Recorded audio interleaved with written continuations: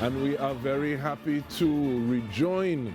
And I like the fact when we're talking to bright people who are involved in all sorts of things, but then they are creative, putting to bed or rubbishing the claim that it's only when you can't do this that is end up in that. But we're going to be speaking with a Trini filmmaker and a force in global film industry, Gino McKoy. He's a director, screenwriter, producer. How are you doing, sir? Good morning, how are you? How it feel to be back in Trinidad and Tobago? It feels good after 17 years. It's been a while, you know, but I'm coming back for a bigger purpose now. And in speaking about coming back with a bigger purpose, people can tune in and listen to your song on or your music on is billboards, you say? It just made number 25 on the Billboard charts, the Dark Contemporary charts. To play with you. But give us a little history, thanks, because we want to talk about what it is you're doing now, but at the same time, we want to get an idea where it is you're coming from to be able to do that. So, I first initially went to Hollywood to do music, and then I segued into film because they were trying to change my style of what I was doing. I didn't want to change my style, so essentially now, you know, I went into film and putting my music in my films and everything else. And I just came out with my movie last year, you know, that was released theatrically. I was one of the first, I'm actually the first Trinidadian director to release theatrically in North America and have a wide release at the theaters in North America. So, and now it's going, of course, internationally, on the streaming platforms internationally. And we're going to have the movie here also in Trinidad towards the end of the year. But my bigger purpose to come back to Trinidad is to help the country in terms of the film and TV industry. And that's why I've been having meetings with the ministers to revitalize the film and TV industry in Trinidad and Tobago, because we have to be competitive on the world stage. And you know, I helped a lot with the Moroccan film industry and in Canada and the US. And now it's time for me to come back home to help my people. And everything you're talking about speaks to a level of intention. And I want to bring it to your craft and then we scale it out in the conversation. How intentional do you have to be when you are creating music for a film? Is it that, all right, this song nice, as opposed to this, almost like audio landscape, is to help promote this sort of feeling, build this sort of tension, support what it is you're doing? Well, I mean, you have to be intentional in terms of like, when you're supervising, when you're doing music supervision for a film, and you're placing music in a certain scene, it has to be, that scene has to relate to the song. You know, you have to feel it. And it's kind of like, you know, you don't want to put a song in a place where, you know, it really doesn't fit. And you see a lot of movies where people do that, where they put like songs in a certain scene that really doesn't fit in that scene. So that's, it's all by instinct too. Sometimes people do something that's like, you know, out of the box, and it catches people off by surprise by hearing that song in that particular scene. So, like, you know, that's what it's about, really, is combining music and film.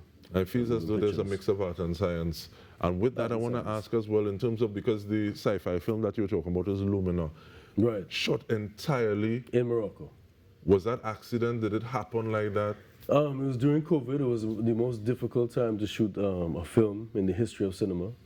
And, you know, thank God we got through it, but it was also the biggest interior sets ever built in the African continent. So I created history with that. The biggest sets are built on exterior was George Lucas's Star Wars they did in Tunisia. But my sets were over 50,000 square feet of sets built interiors. So it was the biggest sets ever built, interior sets ever built in the African continent. And does it feel, you know, sometimes you've done something and you have this knowledge and you're coming back. Does it feel easy? Is it hard to be able to have these conversations? Because sometimes not everyone is thinking to the scale that you are. Well, I think that's what I'm trying to get the government to understand too, and to see the vision of investing and getting back into the film and TV industry where, you know, you have our country that could be one of the top 3 countries in the world with my proposal that I've given to the government.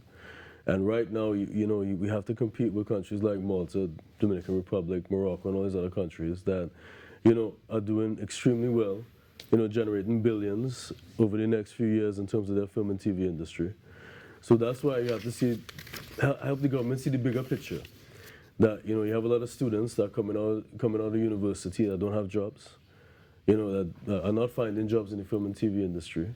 And this will present the opportunity to them. This will create a massive amount of employment. The projects I'm bringing right now, over the next 4 years, will bring close to 75 to 100,000 in direct and indirect jobs to the economy. And tell me how that happened, please, because, and definitely you're somebody who seems to have the vision, recently featured in Forbes. What are some of those easy wins that we can start to work on while developing and building that foundation? Right, so revitalizing the cash rebate in the film incentive, like to 55% all spend, so we could compete with places like Saudi Arabia, Morocco, and the other countries. That's the first thing. Second thing is building a sound stage and a bigger film stage, film stages and a water stage to compete with Dominican Republic and Malta and these other countries, because Trinidad has the diaspora talent like myself and other people like Winston Duke and the other people that I know in Hollywood that want to come back to do films in Trinidad and Tobago.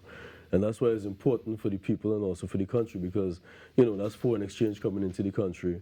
That's tourism coming into the country. Because if like my film that I'm working on right now that I want to shoot in Trinidad and Tobago, it's being well received in Hollywood and everything else. And once you shoot that in Trinidad, you're talking about the trickle-down effect of hundreds of thousands to millions of tourists coming back to the country, bringing that foreign exchange to the country, affecting so many different sectors of the economy. And that's why it's important for the Trinidad and Tobago government to get back on board with the film industry and for this revitalization or resurrection of the film and TV industry in Trinidad and Tobago. A conversation like this can't encapsulate everything, but I want to ask before we close, who are some of the people locally that have inspired you? Because it's always important to be able to see yourself, and how can people see more of you? Where can people follow you in terms of handles and platforms? Well, they can check me on Gino McKoy Official, YouTube, my Instagram, Gino McKoy, Facebook, Gino McKoy. GoldLove.com is our production company, international production company. We're starting a wing off in Trinidad and Tobago as well. I have one in Africa, I have one here. That's to build the bridges there to do 3D co-productions and everything else. And people inspired me in Trinidad. I've been from our first prime minister to everyone else. There's so much people I could say that inspired me in terms of doing this type of being in this type of industry to help inspire the younger generations and everything else, because they need that inspiration. And I like the fact that there's so many places you can pull inspiration from. And as you said, being able to grab things and put it into places that people might not necessarily see at first blush is part of the role of the director, the screenwriter, and the producer, which you are. Gino McKoy, we want to thank you very much. And we want to thank you so much.